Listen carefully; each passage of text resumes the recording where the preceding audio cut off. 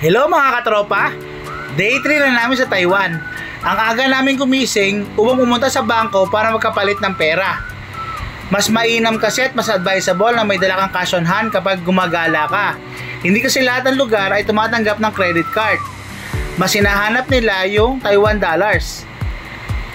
Dito pumunta kami sa iba't ibang bangko pero sa sad to say ay hindi lahat pala ay tumatanggap ng peso. May iisang bangko lang na tumatanggap at ito ay ang Bank of Taiwan.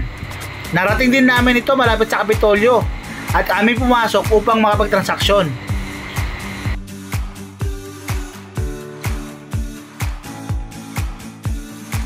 Wala pang 30 minutes na natapos na magkapalit namin ng pera. Ang bilis! Bumalik na kami sa hotel upang mag-prepare para sa susunod na pupuntahan namin. We decided na pumunta kami sa Taipei Zoo at sumakay doon ng gondola papuntang Maokong Station.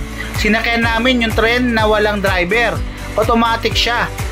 Nasa pinakaharap kami at yung mga bata ay tuwan-tuwa dahil feeling nila sila yung driver ng tren. Nakakatuwang experience. Sa wakas, nakarating na rin kami sa Taipei Zoo Station. Pagdating namin doon ay naglakad-lakad kami papunta sa Maokong Station. Meron nga pang dadaanan dito na isang park na kung saan ay napakalamig at napakalinis. Ang sarap din tumambay, nakakawala na stress. Pagdating namin sa Maokong Station ay pumila agad kami para sa gondola. May dalawang klase ng pila rito. Isang pila para sa glass flooring at isang pila ng gondola para sa ordinary flooring.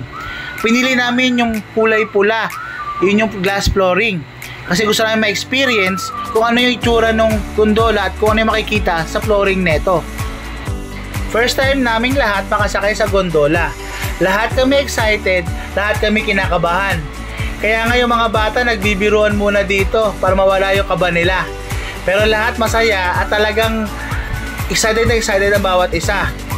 Siyempre, hindi ko palalagpas yung pagkakataon para interviewin sila sa nararamdaman nila. Hi guys! Anong pakiramdaman na sa gondola tayo? Happy! Excited!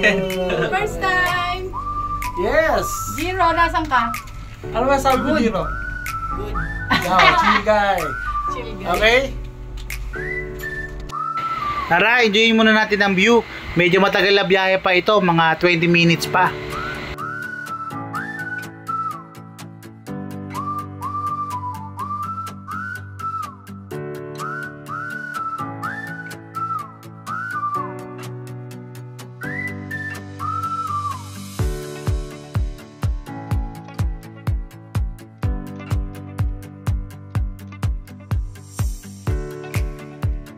Sa pinakadulong station kami bumaba.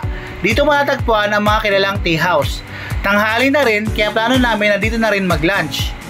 Ang Taiwan nga pala ay sikat sa mga tsaa.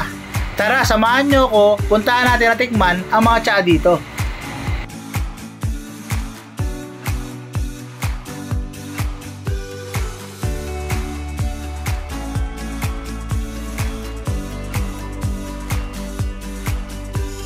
Dito sa loob ay makikita kang fountain na may totoong mga isda.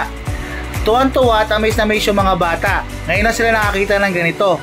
Napakaluwag din ng lugar, napakalinis, maliwalas at nakaka-relax. After lunch ay tumambay pa kami rito na matagal. Lumabas, gumala at nagpa-picture pa. Pagkatapos pumunta na kami sa gondola upang umuwi.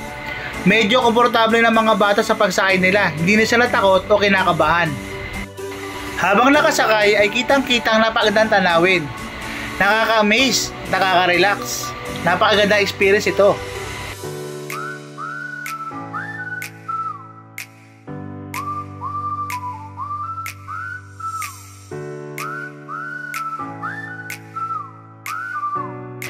Nag-enjoy kami ng gusto mga katropa. Paalam na, hanggang sa muli!